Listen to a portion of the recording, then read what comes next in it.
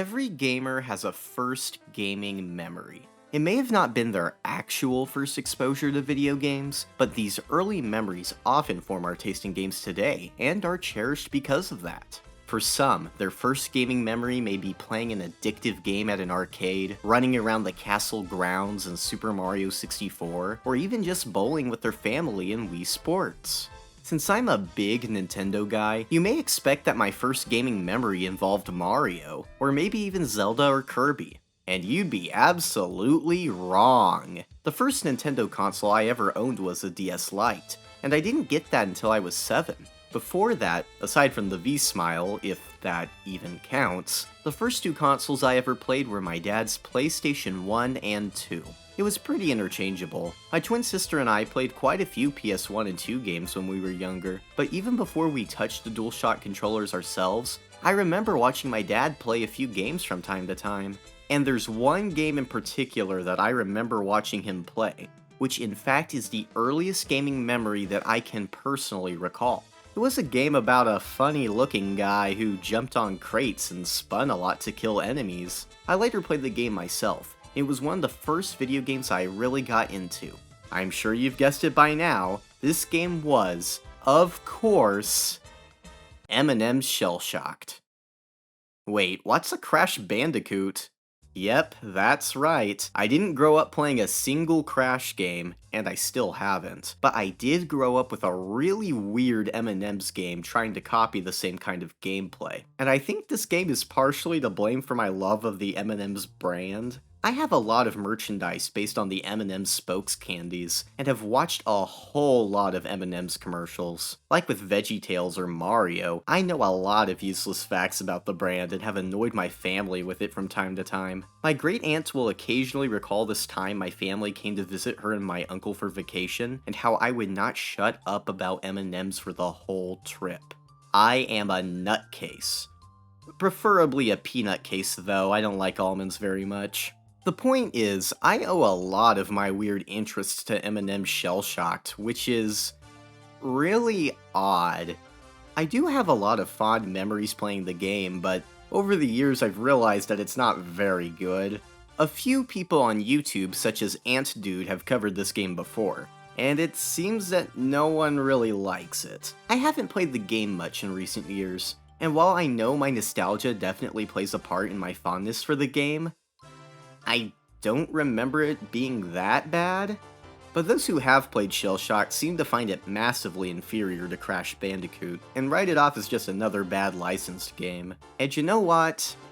That's fair. But the weirdest thing about Shell Shock to me isn't that it's a Crash clone, nor that it's even a game I enjoyed as a kid, but that it's a port of a math game for PC and Mac. Eminem's The Lost Formulas was released in 2000, and is the original version of this game. It was developed by Boston Animation, who apparently later made a Skittles game called Darkened Sky?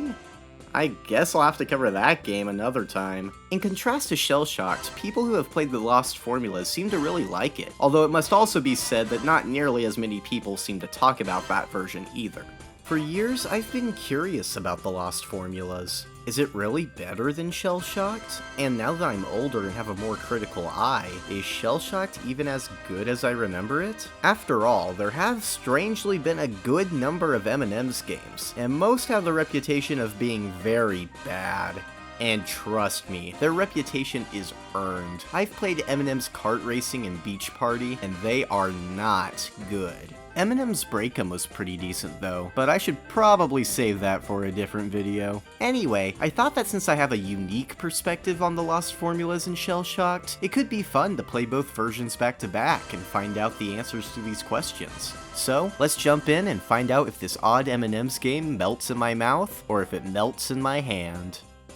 Wow, I really need to work on my references. We're gonna begin with The Lost Formulas, since it is the original version of the game, and right off the bat it makes a solid first impression. I really like the main menu, it just looks cool. And the music, my goodness, the music! If I didn't make this video for the game, I'd be making it to praise the soundtrack. The music was composed by Eugene Zukov and Alex Chikri, and they did a stellar job. Listen to the title screen music, it's so so good.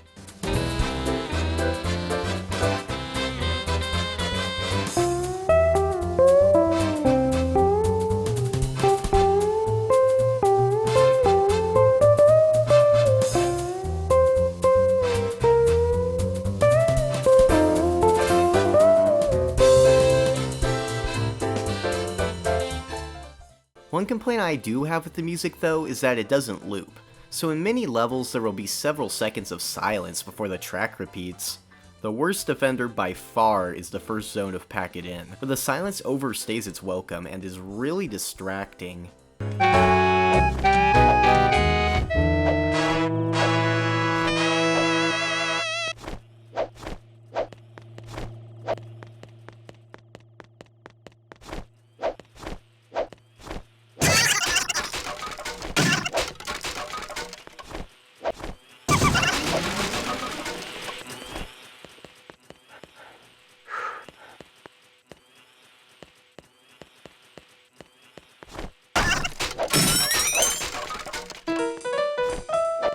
But besides that, I have little to complain about. Trust me, we'll be covering the music constantly as we go forward, so be prepared for me to gush non-stop about it. Anyway, let's finally start playing and hope this game itself can match the great soundtrack. The game starts with a really well-animated cutscene. Not only do the cutscenes look superb, but the voice work is phenomenal as well. Billy West, J.K. Simmons, and Cree Summer all reprise their roles as Red, Yellow, and Green respectively, and they do a great job as always. Anyway, Red and Yellow are just about to embark on a well-needed vacation from work. Well, my yellow fellow, it's time these M&Ms had a little R&R. R&R? Is that a new candy? Are we being phased out? Did I mention that these cutscenes are really funny? They're a highlight of the game to be sure. Before they head out, Red gets a call alerting them of some very bad news. Hello? It's what? They what? And what? You're turning red. Repeat after me. I did not leave the M&M's Minis in charge of the candy factory. Has your chocolate melted? Have you gone completely nuts? So it turns out that Yellow left the M&M's Minis in charge of the factory, which was a very bad idea on his part. Not only have they completely wrecked the place, but they've also stolen the secret formulas for the M&M's candies. On a side note, I really miss the M&M's Minis. They used to appear in commercials all the time, and they had quite a bit of merchandise to their name, but nowadays they've all but vanished. They're not even on the Minis tubes anymore. Minis tangent aside, it's up to Yellow to get back to the factory and get everything back under control. There goes my partner. There goes my career. The gameplay starts in an odd way, honestly. Instead of the Crash Bandicoot style gameplay that the majority of the game is based around, you start the lost formulas by driving to the factory. I mean, it makes narrative sense, but isn't it just a bit weird that the game wants you to start with a completely different style of gameplay compared to what most of the game is like? Whatever, it's not a big deal. In fact, I kinda like this level. Kinda. For starters, the journey to the factory is pretty fun. There's a surprising amount of variety, from small ramps to jump off of, to these giant holes in the road, to a dive off of a cliff. And there's this waterfall here? Are you actually telling me the drivers in this universe have to go through this every day? The commute must be terrifying. Speaking of drivers, they can be a little unpredictable, but nothing a little trial and error can't figure out. But how are you, Yellow, as the driver? Well, that's kinda my main complaint here. Driving can feel a bit stiff. There are plenty of instances where you swear you avoided an obstacle, but it turns out you were just a smidge off. You can also give Yellow a short boost from time to time, which can help with certain obstacles, but it's kinda hard to judge how well it will help. These elements make this level more annoying than it needs to be, honestly. But once you get used to how the driving works, it isn't too bad. I love the music here. It feels very frantic and really matches the chaotic energy that the level's going for.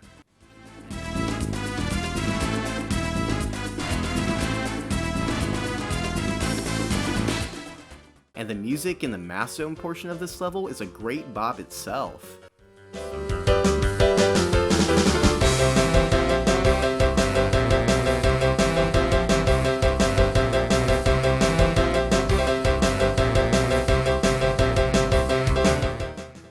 Speaking of which, let's talk about the math zone. I like this one. They're pretty simple math problems, but you really need to pay attention to where the equation is coming from and react quickly. I actually missed some of them at first because I wasn't actively looking at them. It's nothing too difficult, but for what it is, it's a decent challenge. This was definitely a weird first level to start the game, but now that we're at the factory, it can only go up from here. Hopefully. Now that Yellow's at the factory, Red catches up to him. In a helicopter? Why didn't he just fly Yellow with him? Whatever, at least Red's gonna step up and take charge, right? Wait, little friend. Maybe it's time to ask who's the best candy for the job. Maybe this calls for the ringer, the top gun, the go-to guy. Nah, you're right. You go. Heh, well I guess not. At least he's got Yellow's back, right? Miracles happen every single day. They do. We're dead. Heh, well I guess not. As soon as Yellow gets inside, it becomes apparent that we have a long way to go in returning normalcy back to the factory. Oh no, the minis have messed with the milk chocolate. We're in big trouble. The minis have messed with the milk chocolate. You are in big trouble. Now that we've properly started the game, let's go over basic gameplay. Keep in mind that I somehow still haven't played Crash Bandicoot after all these years, so forgive me if I'm saying anything that is common Crash knowledge. Yellow can jump, and if he's already moving, he'll do a little flip in midair. Who knew this piece of chocolate could be so athletic? It's kind of embarrassing that he's more fit than me, to be honest. And yes, if you're wondering, Yellow can spin just like Crash. They're not even trying to hide that this is a Crash Bandicoot clone. Critics of this game have often criticized the camera, and by extension the depth perception. And unfortunately, yeah, it's not great. It's fine for most of the experience, but every so often the camera will be pulled back too much or be positioned in a way that makes platforming tricky. It's my personal biggest issue with the game because the level design is often pretty decent, but depth perception issues occur just enough to get in the way of the experience sometimes. I didn't mention these crates in the first level, but they're all over the place. Again, the developers aren't even trying to hide that this game is a Crash clone. The M&M's minis are inside these crates, and by collecting 100 you get an extra life. Blue crates will even give you enough minis for an extra life right away. There are also M&M's minis tubes which give you 10 minis, but they only appear in one math zone and nowhere else. Lose all your lives and you'll have to start at the beginning of the zone, so you're really incentivized to break as many crates as you can. Be careful though, because green danger crates will explode instantly if you touch them, and red ones will count down a timer before doing the same. There are bouncy crates that make Yellow jump high, and sometimes brown crates will contain part of a secret formula. If you collect all pieces within a zone, you can unlock a bonus stage to collect more lives. We'll go over each of them later. Okay, so Yellow says this every time he dies to an enemy or hazard, and I could not be happier about it. It may be stupid, but Yellow's nonchalant delivery is hilarious, and for my childhood mind, it was up there with the greats as an iconic death sound in gaming. Okay, with all of that out of the way, let's finally get into the second level. Milk chocolate. This one has really cool scenery. You go through the part of the factory where all the M&M's chocolate is made, and there are many pools of chocolate and conveyor belts everywhere. What isn't cool are these weird robot things. I don't even know what these abominations are. The flying ones just have wonky hitboxes and can be annoying to deal with in certain situations. This purple thing is terrifying, I want it to die. And then there are these puddles of chocolate on the ground which you can never touch, or else Yellow will slip on them and die, I guess. Despite these annoyances, the level design is pretty decent, and the music tracks are a real banger. The first zone's music is the most iconic track to me. It's always the first one that plays in my head when I think of this game.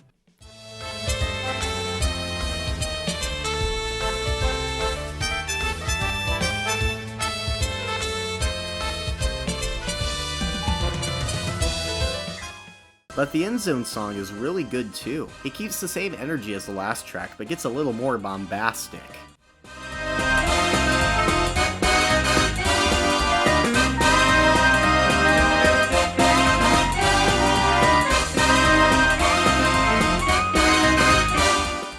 Overall, I was actually having a great time. Until I got to this level's math zone. The level design is pretty simple actually. You're told the math equation and have to jump to the platform that has the correct answer. Sounds simple, right? Well, not if you're using a controller. See, up to this point, I'd been using an Xbox controller to play this game. Overall, it was working quite well. Yellow felt a bit stiff, but the buttons were responsive and I was having a good time. But this math zone was the first time I ever had to jump diagonally to a platform, and I couldn't move diagonally.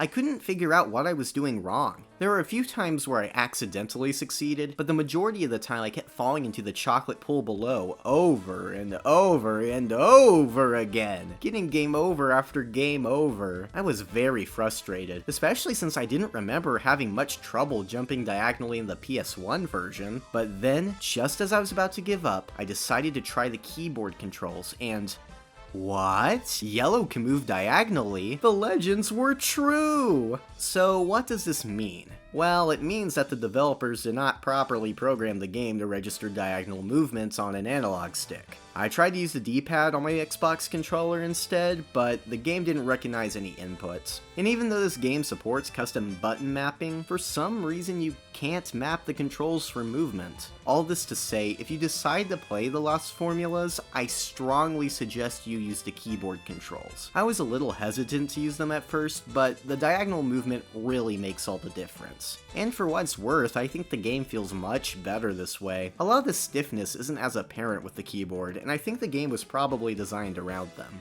Back to the math zone, it's actually decent when you can move diagonally. This level was a good start, but now that we're out of the chocolate, it's time to see what else the factory has in store for us. Red catches up with Yellow, from a manhole, that coward, when the duo encounter the Big Boss Cam! Yellow pleads to the boss for help and admits his big blunder, while Red tries unsuccessfully to cover it up. I left the minis in charge of the factory. He delegated, the hallmark of a confident manager. They're turning the whole place upside down. A chance to review our emergency plans. I'm a big, huge, yellow goofball. He's a big, huge, yellow goofball. Ultimately, it doesn't seem like the boss is convinced by Red's words. We never see him, but I do wonder what he looks like. Is he an M&M too? Maybe a human? Or maybe a Skittle? Yellow and Red move on to the next part of the factory, and luckily Red has a great plan. Well, while you're shooting the chutes, I'll be in the green room mapping a new offensive strategy. Or hiding in a broom closet. Whatever. Dang, Red, you sure are helpful. Speaking of which, I kinda wish Yellow wasn't the only playable character. Red and Green only appear in cutscenes, but it would have been cool if you could play as all three. Maybe even with their own special abilities or something. Even if they were just model swaps, I feel like that would have been fine. Blue and Orange were also in commercials at this point, so maybe they could have been here too. Either as playable characters, or at the very least appearing in cutscenes. But oh well, I guess it's not a big deal. Oh Chute really ramps up the difficulty. Now we're going through the part of the factory where the M&Ms go through the chutes, which means there are a lot of conveyor belts. And when I say a lot of conveyor belts, I mean a lot of conveyor belts. Navigating through them is a good challenge, but unfortunately not everything else is. We get new creepy robot enemies that have the same wonky hitboxes as the mini flying ones from earlier. The camera, especially in the end zone, can get really bad and makes the depth perception worse than it normally is. Here it's too zoomed in, and here it's too zoomed out. Plus, touching the floor kills you for some reason. There's still a lot of good here though. The music is, once again, stellar. The first zone's track has sections that are more subtle and atmospheric, which really highlights the meticulous platforming that needs to be done.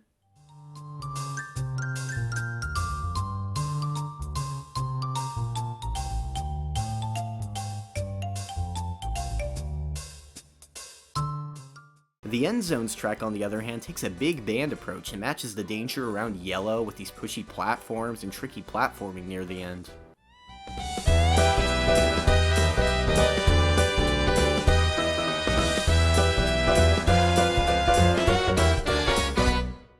The math zone is pretty good too. You're given a pattern of numbers and you have to choose the door with the number that continues the pattern. It's my favorite math zone so far. I'm pretty mixed on this level, but now that we're out of the chutes, let's hope the next one is a bit better. Once Yellow is past the chutes, he and Red get a memo from the boss. Either they get the factory under control now, or Green will be sent in to finish the job. Yellow is quite excited at the idea of Green coming by, but Red doesn't want her to take all the credit. If Green comes to finish the job, guess who gets all the credit? All the kudos, all the job well done. Don't tell me. I know this one. Green, that's who. Green, green, green. Where? Yellow references a commercial that I'm pretty sure doesn't exist, and we move on to the next level. I don't have many complaints with candy colors. I guess we have more wonky hitboxes on these robots, but besides that, it's actually pretty good. This part of the factory is all about coloring the M&M's candy, and it brings with it some solid level design. The paint, dye, makes for some good obstacles, and as long as you're patient, you'll get through it just fine. I don't know how many times I can keep praising the music in this game, but the tracks in this level are good too. They both have a similar sound that I think fits the stage well.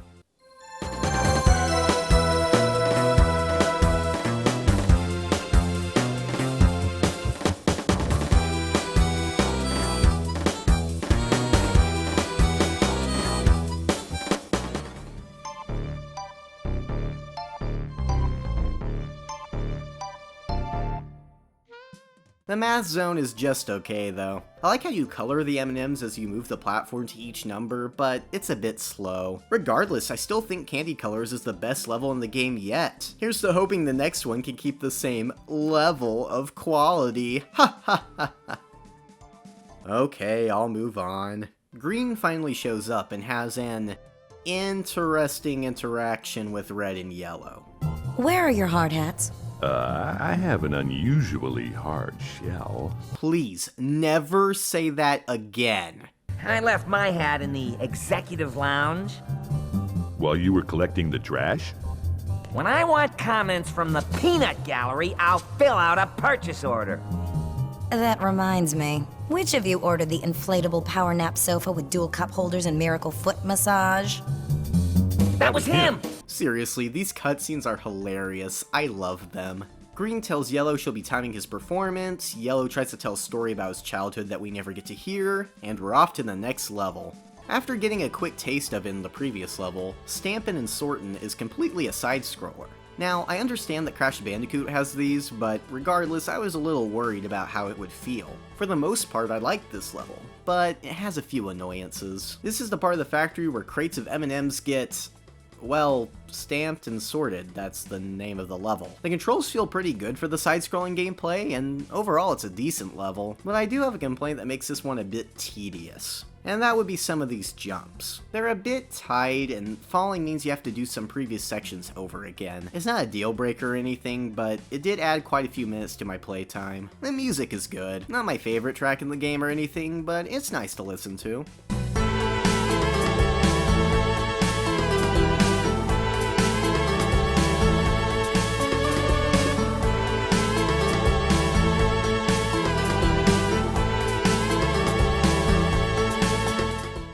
Oddly, the end zone reuses this track, but changes the BPM and instrumentation a little bit.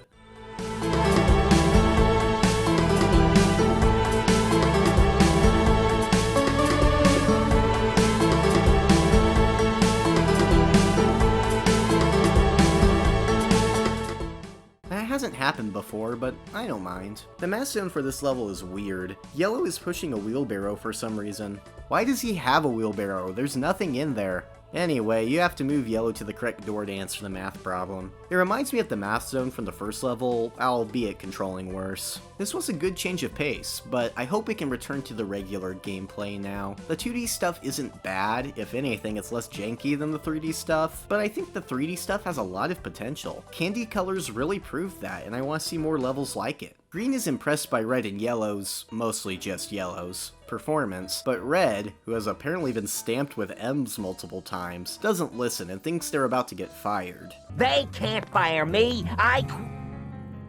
Impressed, huh? Well, what can I say? We do our best. And wait till you hear about our incentives program.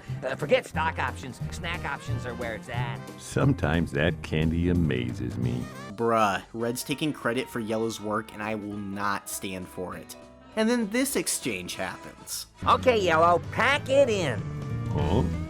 This is where candies get packed into bags and boxes. I knew that. I did. Oh, then you know that you'll be plunging through the hazardous equipment while I provide the moral support. I knew that. I did. Oh, Red, Red, Red. He'll get what's coming to him soon enough. But for now, let's see what this next level has in store for us.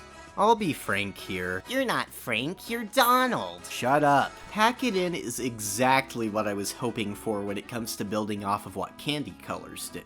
Very solid design all around, and this one occasionally plays with the direction you're moving in, which I like. Of course, there's still the occasional depth perception issue or wonky hitboxes hardy-har. But overall, it's very fun. This is the part of the factory where all the candy is packed into boxes, which, honestly, they don't play with as much as I wish they did. The math zone oddly plays with it the most. You need to step on the correct button to answer the math problem, and if you get it right, a bunch of M&M's bags fall into your cart. That's charming. Although if you get it wrong, they fall into yellow instead and kill him.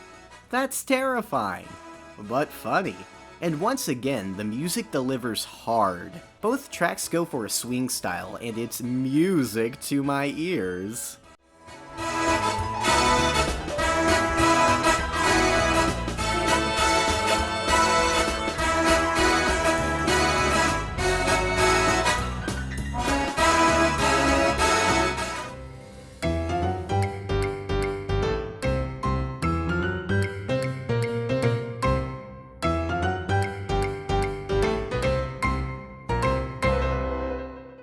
While I think Candy Colors handled its theming better, this level did a really good job with its level design. I think that edges it out slightly in my opinion. Even if the game doesn't get any better than this, I'm pretty satisfied. Yellow gets through just fine, but Red got trapped in a box somewhere along the way. Then this amazing exchange happens. Hey, I'm stuck in a box over here. What's that, little buddy? Can't hear you. I'm stuck in a box over here. Not copying your transmission. I said I'm stuck in a box over here! No, you're not. Why do spokes candies work in pairs? The little dough guy works alone. He's happy. Now you're in a box.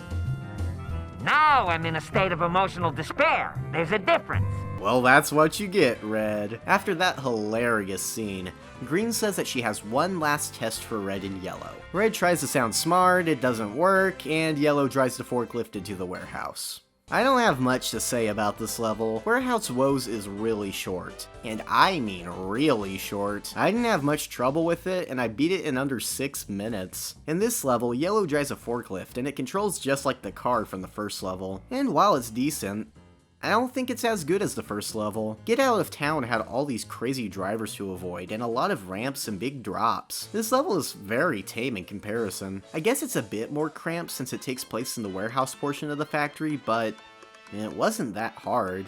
The math zone is a worse version of level 1's as well. You're told the math equation instead of having to look for it, which isn't as fun in my opinion. And then there's the music. It's pretty good and catchy as you'd expect.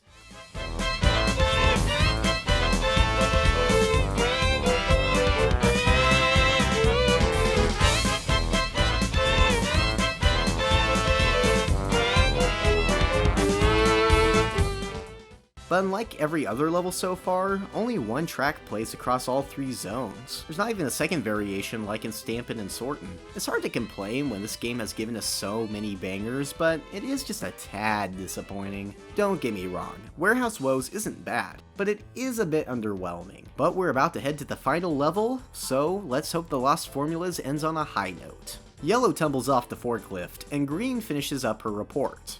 F's a funny letter, huh? So F-y and F-ish. Maybe it stands for fabulous. Or fantastic. Or febrifuge. That's medicine used to bring down a fever. Someone fetch me a febrifuge, fast.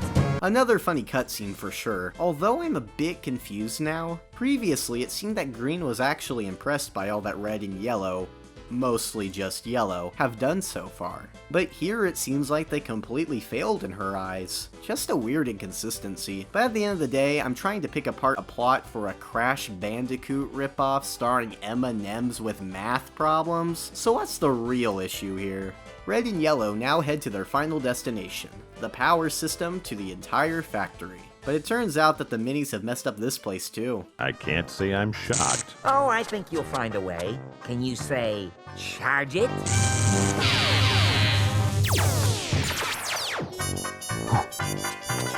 Well, that's concerning. As a final level, the shocking truth really ramps up the difficulty. There are electrical hazards everywhere. It's all about timing, but in a way that makes me a bit impatient. Whatever, that's a me problem. But what isn't a me problem is the camera. It gets in the way of this level sometimes. It makes the experience worse than it honestly should be. The math zone is similar to the one from Milk Chocolate, except if you don't answer fast enough, Yellow will get electrocuted. I like it, but is the music great? Of course it freaking is, what did you expect? Unfortunately, like the previous level, there's only one track, but it hits hard. The end of the track even adds a bit of dramatic flair that really sells this level as the final one.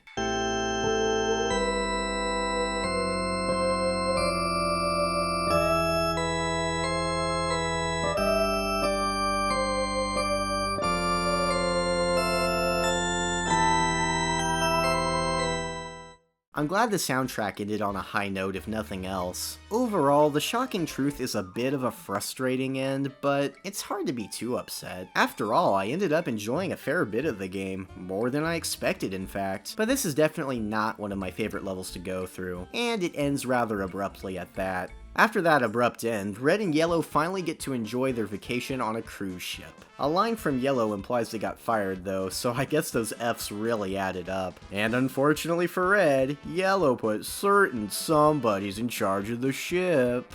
It's not as if they're running the cruise ship or anything, because that would be terrible. I mean, you didn't leave the minis in charge of the cruise ship. Say something, my peanutty pal. You didn't leave the minis in charge of the cruise ship. Red, What? little minis guy wants to borrow your drink umbrella.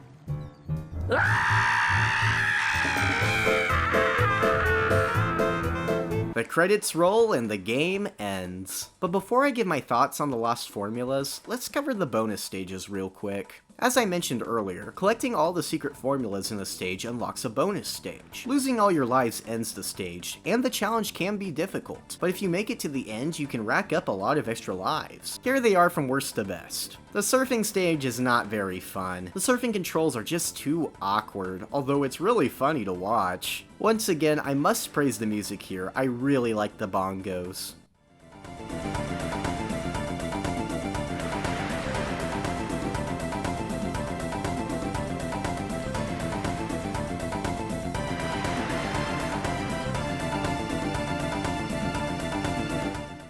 Also, where the heck are we? I guess the pipe system of the factory? This stage has Yellow running from these really menacing robots. It was fun, but since I couldn't see what was in front of me, I found it hard to anticipate incoming obstacles. These arrows kinda helped, but they stopped showing up after a while. The music track is also borrowed from the title screen too, which was a little odd. I was bad at the rocket stage at first, but it grew on me as I got better. The music has a great spacey vibe and I love it.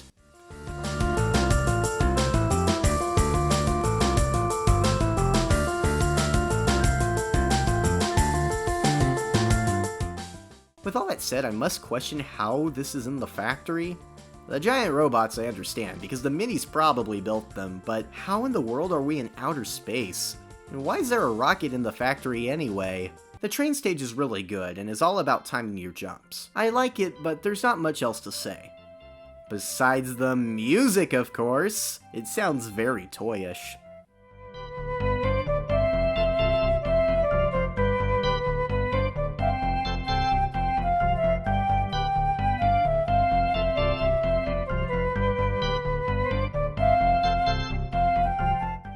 Overall, these bonus stages are a decent change of pace from the main stages, but I wouldn't blame you if you didn't think they were worth collecting the secret formulas for.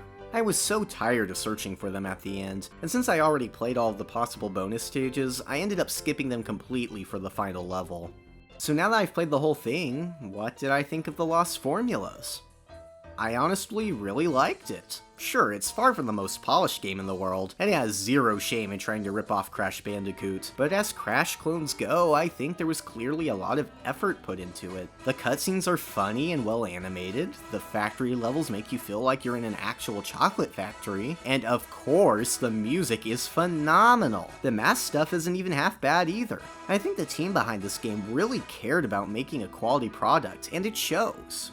But of course, the lost formula is only half of the story. As I mentioned earlier, the game was later ported to the PlayStation under the name M&M's Shell Shocked, which was the version I played as a kid. And after playing the original version, I noticed a lot of differences between the two. Since this is the one I grew up with, in addition to being the one that I've heard more criticism toward, I think it's only fair that we hop into Shell Shocked and see how it holds up compared to the Lost Formulas. Now that I've played the Lost Formulas, I gotta say, Shell Shocked is an inferior name for this game. I guess it's referring to the final level, The Shocking Truth, along with being a pun related to PTSD? You know, Mario Party did this too for some reason. What an odd trend. But the name isn't the only part about this version that's worse than the original. The title screen is a clear downgrade. It's just a static image. And there's this ugly menu between zones too. Even if the developers couldn't recreate the cool looking menus from the Lost Formulas, I think they still could have thought of better looking menus than these. But it's not a big deal, I suppose. The cutscenes are definitely compressed a little, but honestly, they don't look too bad. Interestingly, during the first cutscene, I noticed that the music is a bit different in the second half. I don't really know why they changed it, but I'm glad they did, because I think the new music fits the scene a lot better. Repeat after me. I did not leave the M&M's Minis in charge of the candy factory. Repeat after me. I did not leave the M&M's Minis in charge of the candy factory.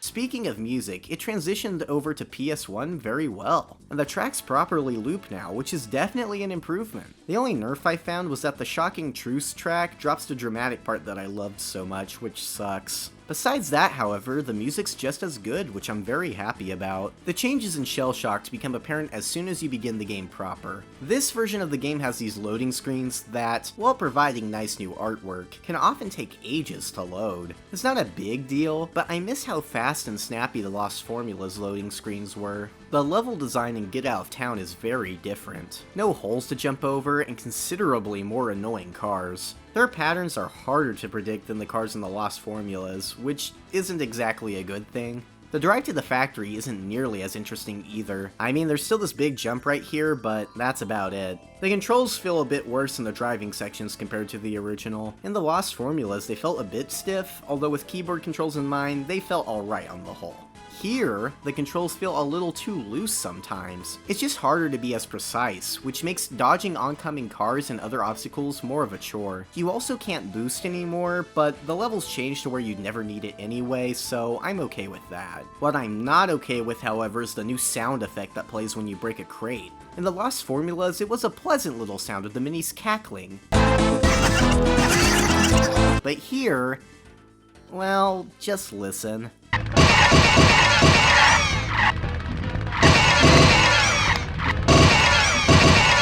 Yeah, that's a lot more grating.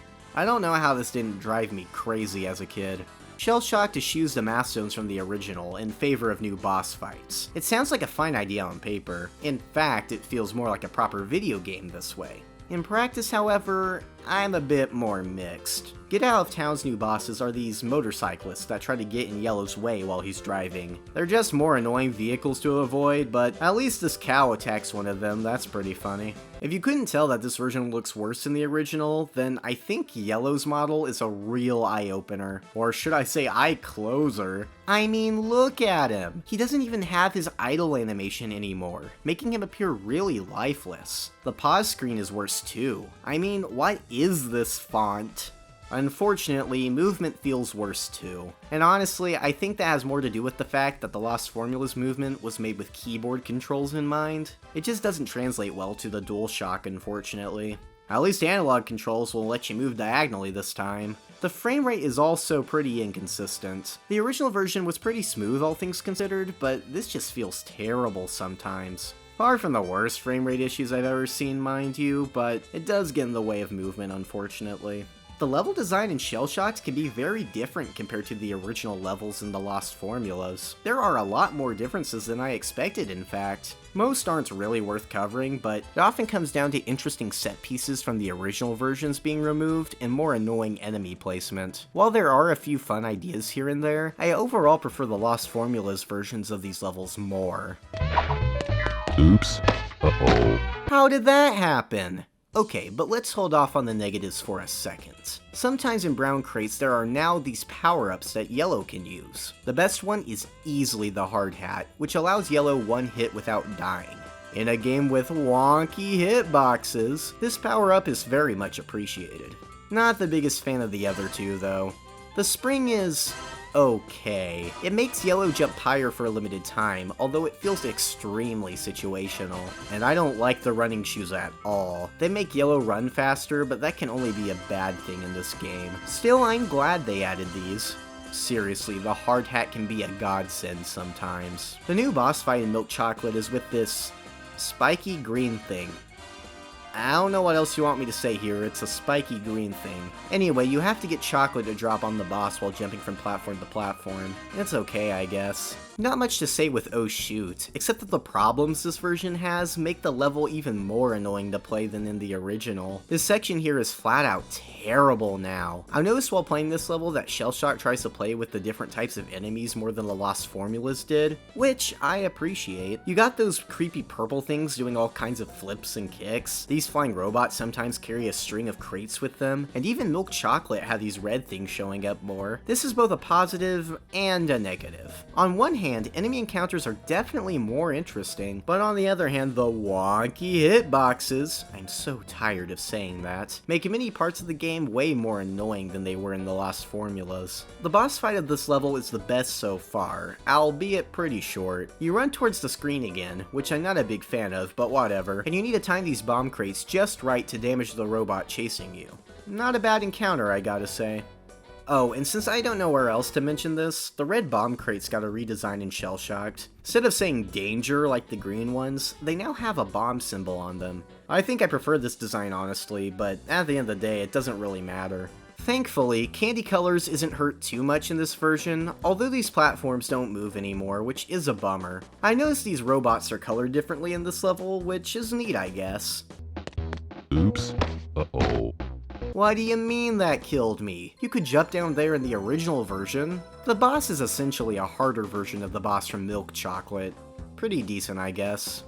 Shell Shock's version of Stampin and Sortin isn't half bad. In some ways, I find it less annoying than the original, and in other ways I find it more annoying. The boss fight is essentially just a chase sequence, and it's pretty alright, although I hate this thing's design, it's creeping me out. Even in Shell Shocked, Pack It In is still the best level in the game. It's still not as good, mind you, but it survived the transition to PS1 pretty well. Wait, is that a jumping crate? I'm kinda surprised to see one here. I hadn't mentioned it up to this point, but Shell Shocked removed most of these for some reason.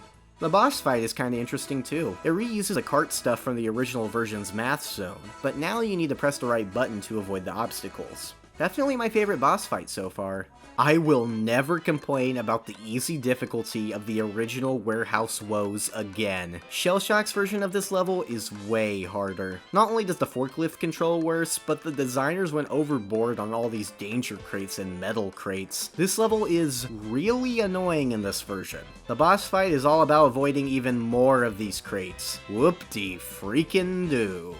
The shocking truth is about as annoying as the original version. Most of the moving arrow platforms have been replaced with these brown platforms that move automatically, and I do not like them. Oh, and are those more jumping crates? The final boss is just okay. You have to jump between multiple platforms to electrocute it, and well, then you're done. It's a slightly more climactic way to end the game, I guess, but only a little. How do the bonus stages fare? They're alright. The train stage is pretty faithful to the original, but the rocket definitely feels worse to control. Who would have guessed? Wait, is that a chicken? The robot stage is worse because they removed the arrows. And strangely, this level now uses the music track from the surfing level instead of the title screen theme. Speaking of which, how is the surfing level? Better, actually. And that's because it's not in the game. I was actually really surprised that it was cut, considering that it's still mentioned on the game case, but I suppose they must have run out of space or something. Even though I didn't like the surfing level, I still wish it was here, because maybe, just maybe, they could have made it better. But I digress. And that was M&M's Shell Shocked. How does it stack up compared to the Lost Formulas? Well, unfortunately, I gotta say, it's definitely a downgrade. Don't get me wrong, there are things this version does better. It plays with a variety of enemies a bit more, the music properly loops now, the power-ups are a welcome addition, and the boss fights add a little more sense to the story. I mean, seriously, in the original, all Yellow did in each level was get to the end, but how did that stop the minis from wrecking the factory at all? But honestly, all of these positives just don't outweigh the negatives. The game looks worse, the level design is worse, the game controls worse, and even some of the good things still have some downsides to them. The variety of enemies gives way to annoying enemy placement, 2 of the 3 power-ups suck, and the boss fights really aren't that good. But what really sinks Shell Shocked, in my opinion, is the frame rate. The Lost Formulas had some issues with its camera and depth perception, but thanks to its smooth frame rate, I felt like most of the challenges could be overcome after a few tries. The frame rate in Shell Shocked is inconsistent enough that many challenges in the game, regardless of whether they were designed well, can just become frustrating. Despite all of that, I'd still hesitate to call Shell Shocked bad. Most of the other M&M's games are still far worse, and it's definitely not shovelware per se. It's just a massively inferior port of a decent computer game. And despite everything, I think if you turn your brain off, you can have a decent time. If you really want to play this version, I would actually suggest using GameShark codes for unlimited lives. This is the only way I played this game as a kid, and while I didn't use it here, it definitely cuts back on the frustration. Besides, no one is going to care if you cheated in a game called M&M's Shell Shocked. With that said, make sure you avoid grabbing the secret formulas if you do this, because the game will soft lock if you enter a bonus stage. You know, on one hand, I am a little sad that one of my favorite childhood games wasn't as good as I remembered it. But on the other hand, it was also technically better than I remembered, thanks to the Lost Formulas. Again, I must stress that it's far from the best designed 3D platformer, but for what it is, it's pretty solid. I'd love to see a port of this game on Steam, or maybe even a fan-made port that adds better controller support and brings over the power-ups and boss fights from Shell Shocked. But I doubt either scenario is gonna happen, so for now, I think I'll just be content knowing that I played the best M&M's video game that no one else cares about. Now if you'll excuse me, I'm gonna grab me some M&M's. Whoa! Oops. Uh-oh.